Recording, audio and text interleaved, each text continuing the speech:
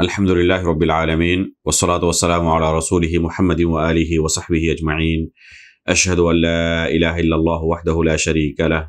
واشہد ان محمدا عبدہ ورسولہ اما بعد۔ گزشتہ درس میں ہم نے آپ کے سامنے بیان کیا تھا کہ کون کون سی چیزیں ناپاک ہیں جن سے ایک نمازی کو اپنا جسم، کپڑا یا وہ جگہ جہاں پر وہ نماز پڑھنا چاہتا ہے اسے پاک رکھنے کی ضرورت ہے، یا اسی طرح وہ پانی جس سے وہ وضو یا غسل کرنا چاہتا ہے اس پانی کو ان نجاسات سے، ناپاک چیزوں سے پاک رکھنے کی ضرورت ہے۔ تفصیل کے ساتھ یہ تمام چیزیں آپ کے سامنے بیان کی جا چکی ہیں۔ انشاءاللہ اب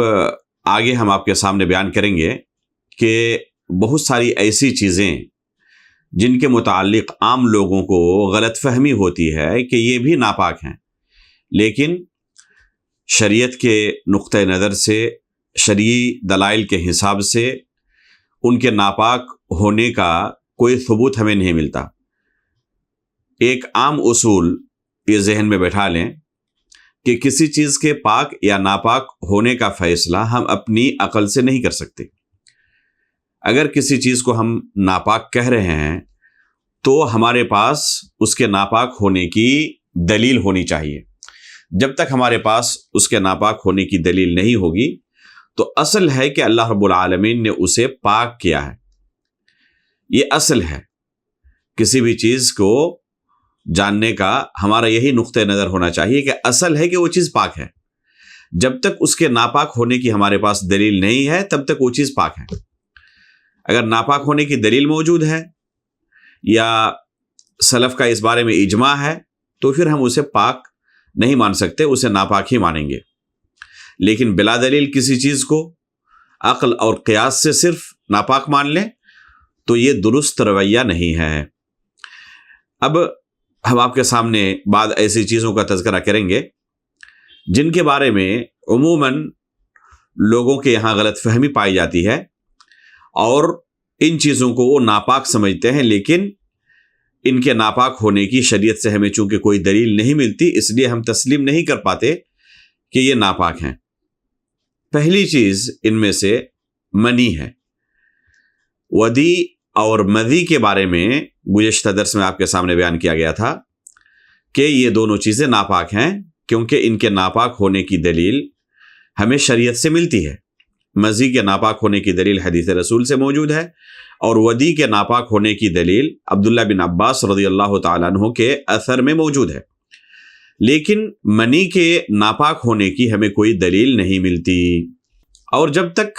ہمیں دلیل نہ ملے اسے ہم ناپاک نہیں تسلیم کر سکتے۔ بلکہ اس کے بالمقابل بعض ایسے دلائل ہمیں ملتے ہیں جو منی کے پاک ہونے کی طرف واضح اشارہ کرتے ہیں۔ مثال کے طور پر اللہ کے رسول صلی اللہ علیہ وسلم کی زوجہ محترمہ ام المؤمنین عائشہ رضی اللہ تعالی عنہا کے پاس ایک شخص آئے اور صبح کے وقت انہوں نے اپنا کپڑا دھونا شروع کر دیا۔ جب ام المؤمنین رضی اللہ تعالی عنہا نے دیکھا اس شخص کو اپنا کپڑا دھوتے ہوئے تو فرمایا ان مکان یجزئک ان رأیتہ ان تغسل مکانہ فإن لم ترى نضحت حولہ۔ فرماتی ہیں اس شخص کو خطاب کرتے ہوئے کہ تمہارے لیے بس اتنا کافی تھا کہ جہاں پر تم نے منی کا اثر دیکھا ہے اس جگہ کو دھل لو، اور اگر اثر تمہیں نہ نظر آئے تو بس وہاں پر پانی کا چھینٹا مار دو۔ وَلَقَدْ رَأَيْتُنِي أَفْرِكُهُ مِنْ ثَوْبِ رَسُولِ اللَّهِ صلی اللہ علیہ وسلم فَرْكًا فَيُصَلِّي فِيهِ۔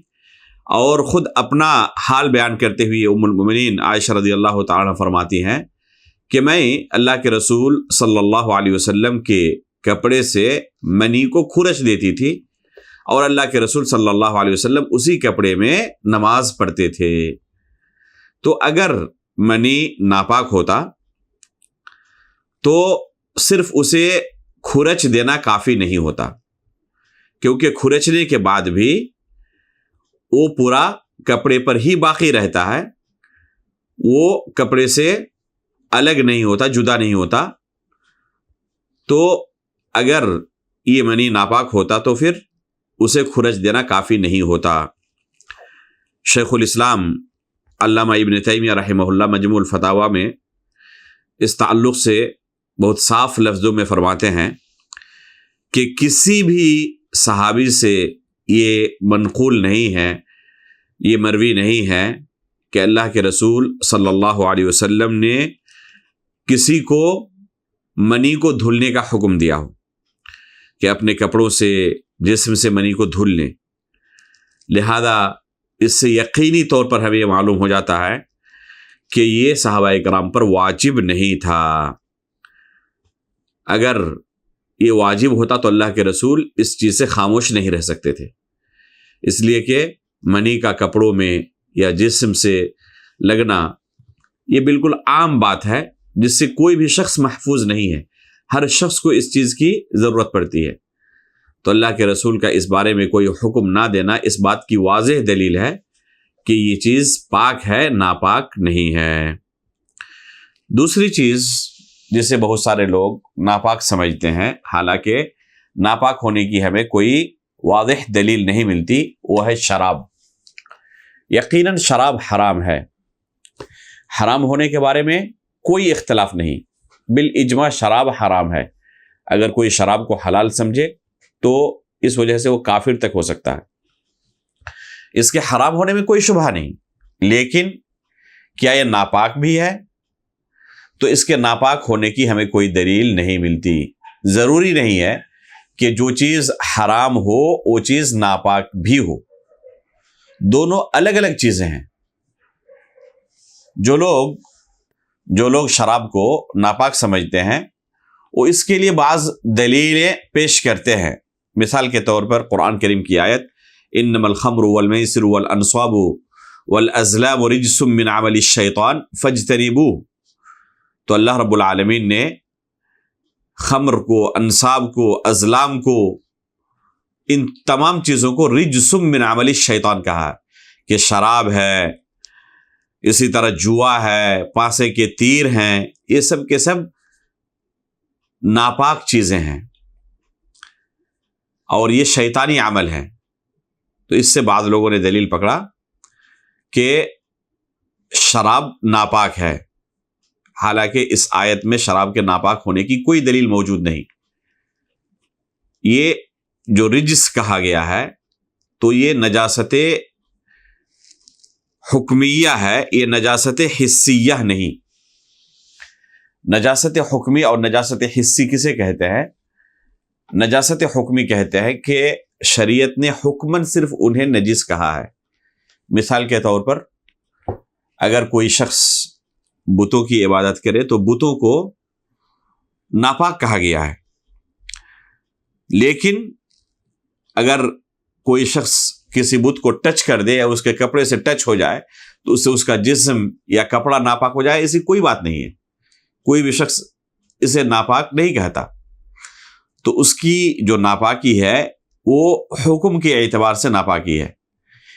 لیکن وہ ناپاکی ایسی نہیں جو ایک انسان کے کپڑے اور جسم کو ناپاک کر دے۔ تو اسی طریقے سے شراب کا معاملہ ہے، اسی طریقے سے جوئے کا اور پانسے کے تیروں کا معاملہ ہے، اسی طریقے سے بتوں کا معاملہ ہے۔ انما الخمر والمیسر والانصاب والازلام، اللہ رب العالمین نے 4 چیزوں کا تذکرہ کیا، شراب ہے، جوا ہے، بت ہیں اور پانسے کی تیر ہے۔ تو یہ تمام چیزیں جو ہے ان کی نجاست حکمی ہے، نجاست عینی اور نجاست حسی نہیں، یعنی ایسی نجاست نہیں کہ اس کو ٹچ کرنے سے نجاست ہمارے جسم میں منتقل ہو جائے، کپڑے میں منتقل ہو جائے، گرچہ وہ بھیگا ہوا ہی ہو پھر بھی اس کو ٹچ کرنے سے کپڑا یا جسم ناپاک نہیں ہوگا۔ یہ کتے کی طرح نہیں ہے کہ وہ اگر سوکھا ہوا ہو اور اس کا کوئی اثر نہ آئے تو ناپاک نہیں ہوگا، لیکن اثر آ جائے تو ناپاک ہو جائے گا، ایسی بات نہیں ہے۔ بلکہ اگر کوئی بھیگا ہوا بھی ہو بت اور اسے کوئی شخص ٹچ کر لے یا پانسے کا تیر ہو اور اسے کوئی شخص ٹچ کر لے تو اس کا جسم ناپاک نہیں ہوگا، کپڑا ناپاک نہیں ہوگا. تو یہ نجاست حکمی ہے، نجاست حسی نہیں. لہذا اس آیت کو دلیل بنا کر شراب کو ناپاک کہنا درست نہیں ہے. جب شراب کی حرمت نازل ہوئی، صحابہ اکرام کو اس کی حرمت کا علم ہوا کہ یہ بالکل آخری درجے پر پہنچ کر حرام کر دیا گیا ہے. تیسری دفعہ جب شراب کی حرمت نازل ہوئی تو صحابہ اکرام نے جن کے گھر میں جو بھی شراب کے مٹکے تھے پھوڑ ڈالا اور مدینے کی گلیوں میں شراب کی ندیاں بہہ گئی. اگر شراب ناپاک ہوتا تو اولاً صحابہ اکرام یہ کام کرتے نہیں، ثانیاً روڈ راستے سب ناپاک ہو جانے کی وجہ سے پھر ان کو پاک کرنے کا حکم دیا جاتا. اور کوئی اگر اس ناپاک راستے سے گزر جائے تو اس کے کپڑے ناپاک ہو جائیں گے، تو اللہ کے رسول صلی اللہ علیہ وسلم ضرور اس بارے میں رہنمائی کرتے کہ اس راستے سے گزرنے والا پھر اسے دھلے کیونکہ یہ ناپاک ہے.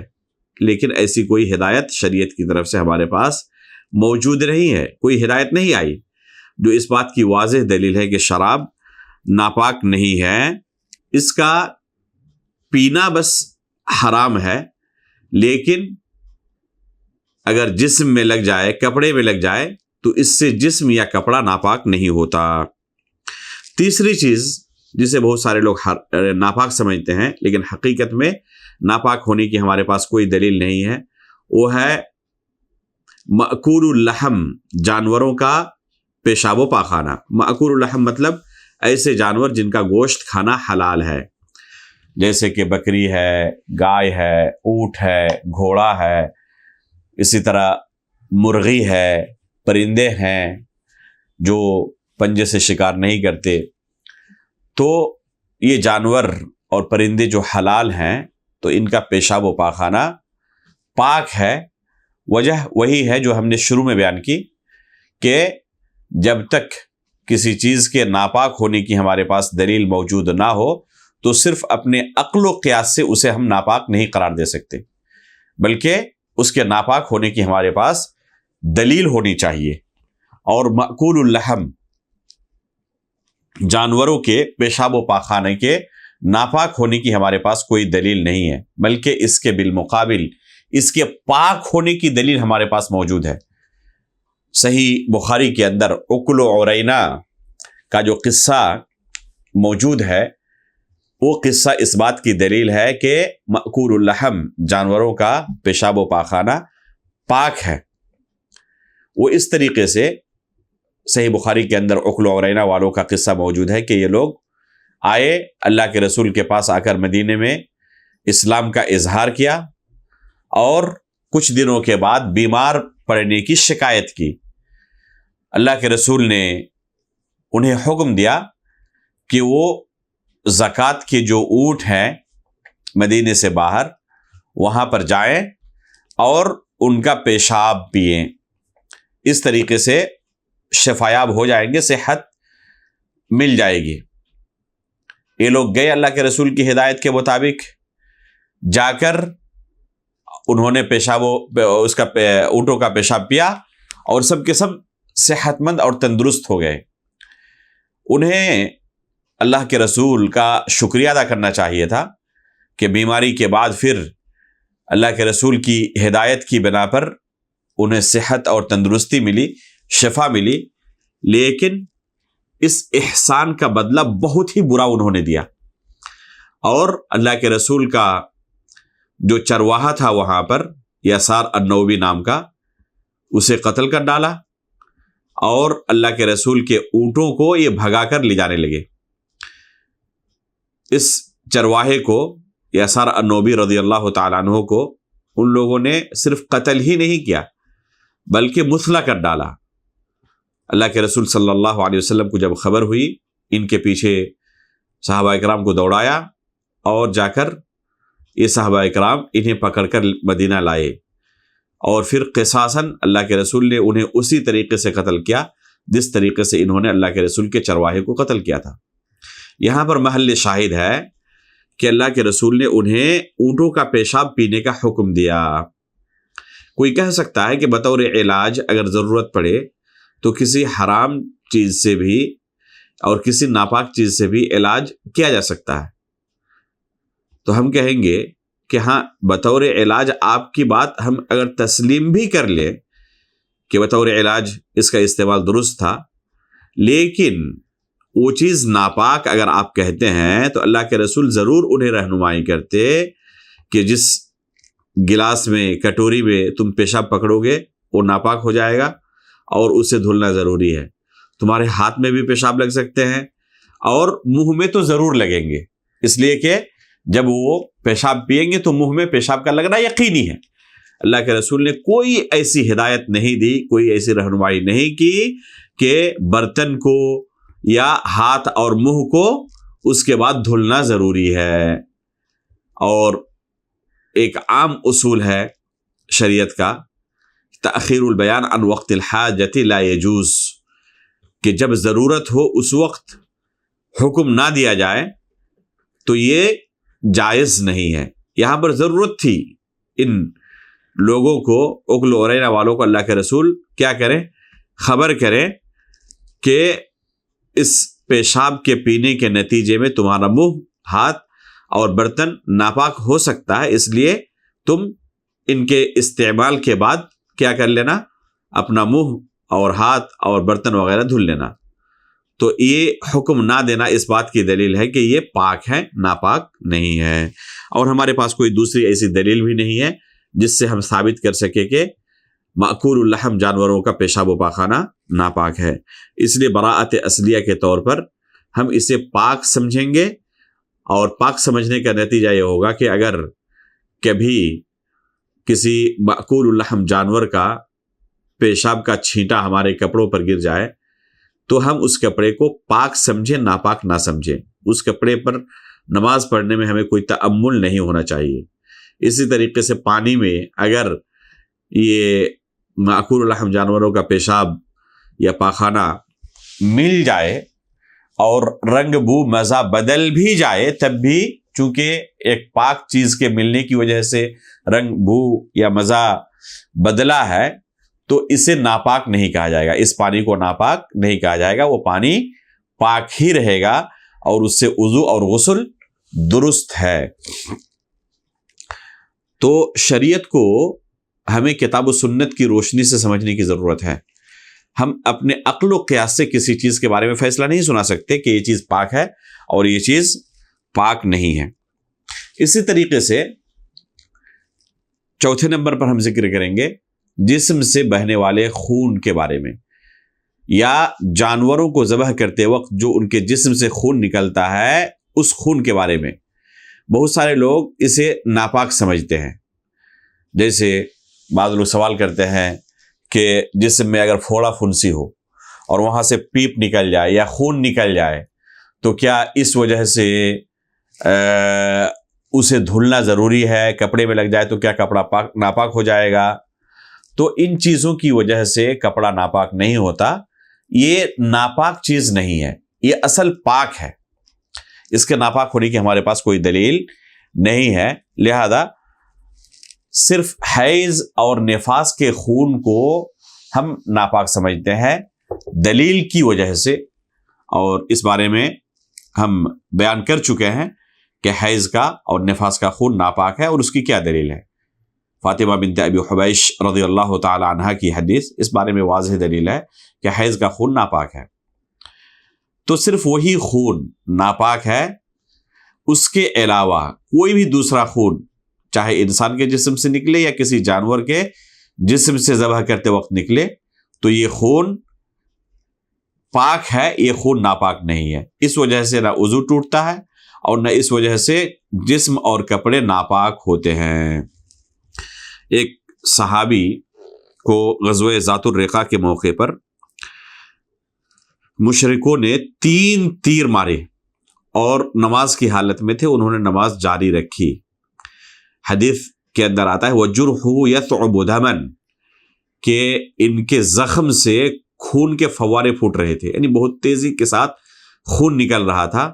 اس کے باوجود اس صحابی نے نماز ترک نہیں کی۔ تو اگر خون کا جسم سے نکلنا وضو کو توڑ دیتا ہے یا خون کے جسم سے نکلنے کی وجہ سے جسم اور کپڑے ناپاک ہو جاتے ہیں تو اس صحابی کی نماز ہی درست نہیں ہوگی۔ حالانکہ انہوں نے نماز جاری رکھی اور اپنی نماز نہیں توڑی۔ صحابہ اکرام میں سے کسی نے انہیں یہ فتویٰ نہیں دیا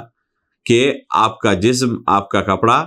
ناپاک ہو چکا ہے، آپ کی نماز اس وجہ سے درست نہیں ہوئی، اس لہذا دوبارہ آپ کسی صاف کپڑے میں نماز پڑھیں۔ ایسی کوئی ہدایت کسی بھی صحابی کی طرف سے نہیں آئی، کسی بھی صحابی نے انہیں اس طرح کا کوئی حکم نہیں دیا، جس سے پتہ چلتا ہے کہ یہ سب خون جو ہے یہ پاک ہے، ناپاک نہیں ہے۔ پانچویں چیز قے ہے، قے بھی پاک ہے اور اس کے ناپاک ہونے کی بھی ہمارے پاس کوئی دلیل نہیں ہے۔ اسی طریقے سے چھٹی چیز ہے جنبی یا حائض کے جسم سے نکلنے والا پسینہ۔ جس طرح ایک پاک شخص کے جسم سے پسینہ نکلتا ہے، اسی طرح اگر کوئی شخص جنبی ہو، احتلام کی وجہ سے ہو یا اپنی بیوی کے ساتھ مجامعات کی وجہ سے، ہم بستری کی وجہ سے، یا کوئی خاتون ہو جو حیض کی حالت میں ہو تو یہ ناپاک ہے، جنبی ہو یا حائضہ ہو یا نفاس کی حالت میں کوئی خاتون ہے تو اس وقت وہ ناپاک ہے۔ اب اس کے جسم سے جو پسینہ نکلتا ہے، کیا یہ پسینہ بھی ناپاک ہے؟ بعض لوگ یہ سمجھتے ہیں کہ یہ پسینہ ناپاک ہے کیونکہ وہ انسان ناپاک ہے ابھی، جنبی کی حالت میں ہونے کی وجہ سے یا حیض یا نفاس کی حالت میں ہونے کی وجہ سے، چونکہ وہ شخص ناپاک ہے لہذا اس کے جسم سے نکلنے والا پسینہ بھی ناپاک ہے۔ بعض لوگ یہ سمجھتے ہیں، حالانکہ یہ درست نہیں ہے۔ یہ جو ناپاکی ہے یہ ناپاکی حسی ناپاکی نہیں ہے بلکہ حکمن ہے۔ ابھی جس طرح کہ ہم نے کہا شراب کے بارے میں، بتوں کے بارے میں، پانسے کے تیر کے بارے میں، تو اسی طریقے سے ایک مؤمن کا جنبی کی حالت میں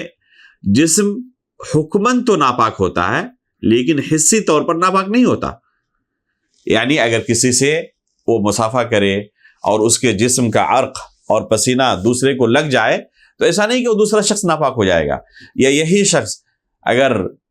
گرمی کے دنوں میں جسم سے پسینہ نکلے اور پورا کپڑا کیا جائے گیلا ہو جائے پسینے سے، تو یہ نہیں کہا جائے گا کہ یہ کپڑا اب ناپاک ہو چکا ہے، کیونکہ یہ پسینہ جب نکلا تھا تو اس وقت وہ شخص ناپاک تھا، لہذا اس کا کپڑا بھی پسینے سے بھیگنے کی وجہ سے ناپاک ہو گیا ہے، ایسا نہیں کہا جائے گا۔ تو جنبی کا اور حائضہ و نفسا کا جسم ناپاک نہیں ہوتا، اس کے جسم سے نکلنے والا پسینہ ناپاک نہیں ہوتا، یا جسم کا کوئی بھی حصہ ناپاک نہیں ہوتا سوائے خون کے، کہ اگر کسی حائضہ کا خون نکل رہا ہو تو خون یہ ناپاک ہے، جہاں جہاں لگ جائے اسے دھلنا ضروری ہے، جیسے کہ اللہ کے رسول صلی اللہ علیہ وسلم نے ہمیں اس کی ہدایت دی ہے، اس کا حکم دیا ہے۔ اسی طرح ساتویں چیز ہے کہ ایسے مردہ جانور جن کے جسم میں بہنے والا خون نہیں ہوتا، ابھی اس مسئلے کے تعلق سے ہم نے اشارہ بھی کیا تھا، جیسے مکھی ہے، چیونٹی ہے، مکڑی ہے، تو ان کے جسم میں اتنا خون نہیں ہوتا کہ وہ بہنے والا خون نہیں ہوتا، تو یہ جانور اگر مردہ پائے جائیں، ظاہر سی بات ہے کہ ان جانوروں کو ذبح نہیں کیا جاتا، یہ مر جائیں تو مرنے کے بعد یہ مردہ ہو گئے تو ابھی ہم نے کہا کہ میتہ کیا ہے، یہ ناپاک ہوتا ہے، یعنی کوئی جانور اپنے آپ خود سے مر جائے تو ناپاک ہوتا ہے۔ تو یہ حکم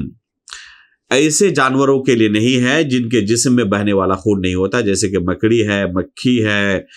چیونٹی ہے، ان جانوروں کو مرنے کے بعد بھی ناپاک نہیں کہا جائے گا۔ حدیث کے اندر آتا ہے اذا وقع الذباب في اناء احدكم فليغمسه كله، اللہ کے رسول صلی اللہ علیہ وسلم فرماتے ہیں کہ تمہارے برتن میں اگر کوئی مکھی گر جائے تو اسے پورا ڈبو دو، ثم ليطرحه فإن في إحدى جناحيه داء وفي الآخر شفاء، اللہ کے رسول فرماتے ہیں کہ اس کے بعد ڈبانے کے بعد اس کو اٹھائے اور پھینک دے۔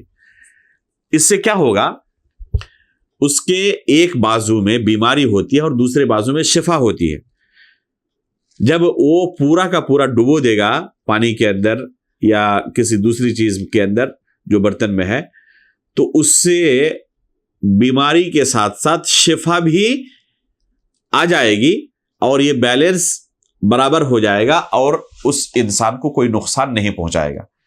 کوئی بیماری اسے لاحق نہیں ہوگی انشاءاللہ، کیونکہ ایک پر میں اگر بیماری ہے تو دوسرے پر میں شفا بھی اللہ نے رکھا ہے۔ لہذا اس سے پتہ چلا کہ یہ مکھی وغیرہ جو دوسرے جانور بھی اسی طرح کے ہیں جن کے جسم میں بہنے والا خون نہیں ہوتا، تو یہ مر بھی جائیں پھر بھی یہ ناپاک نہیں ہوتے، جیسے کہ بکری اور مرغی اور اونٹ گائے وغیرہ کے بارے میں ہم کہتے ہیں کہ خود سے مر جانے کی وجہ سے وہ ناپاک ہو جاتے ہیں، ان جانوروں کے بارے میں ہم یہ نہیں کہیں گے کہ یہ مرنے کے بعد ناپاک ہو جاتے ہیں۔ اسی طریقے سے اگر پانی میں نجاست گر جائے،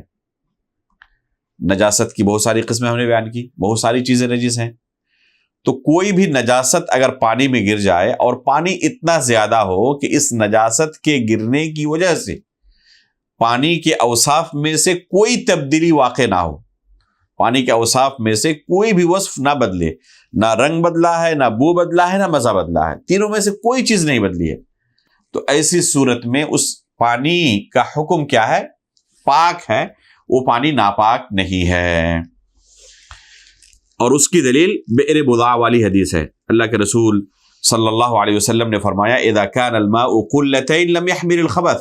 اور بعض روایتوں میں آیا ہے ان الماء طہور لا ينجسه شيء،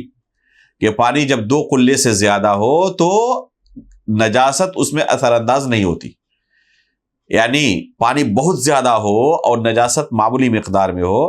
تو یہ معمولی نجاست پورے پانی کو ناپاک نہیں کر دے گی۔ مثال کے طور پر کوئی ندی ہے، نالا ہے، جھرنا ہے، تالاب ہے، کنواں ہے جہاں پر بہت زیادہ پانی موجود ہے، اب اس پانی میں معمولی مقدار میں نجاست گر جائے تو ظاہر سی بات ہے کہ اتنے زیادہ مقدار میں ہونے کی وجہ سے اس پانی پر کوئی اثر نہیں پڑے گا اس نجاست کا، لہذا پورے پانی کو پاک کہا جائے گا، ناپاک نہیں کہا جائے گا۔ اور آخری چیز ہے استعمال شدہ پانی، یوزڈ واٹر، الماء المستعمل، ایسا پانی جسے طہارت کے لیے استعمال کیا جا چکا ہو، وضو کے لیے، غسل کے لیے، اور وہ پانی کہیں پر جمع ہو جائے، تو کیا اس استعمال شدہ پانی کو دوبارہ طہارت کے لیے، وضو کے لیے، غسل کے لیے استعمال کیا جا سکتا ہے؟ اگر وہ پاک صاف ہے، اس میں نجاست نہیں ملی ہے کوئی، تو صرف غسل کی وجہ سے یا وضو کی وجہ سے وہ پانی ناپاک نہیں ہو جائے گا، وہ پانی پاک ہی رہے گا، اور اس پانی سے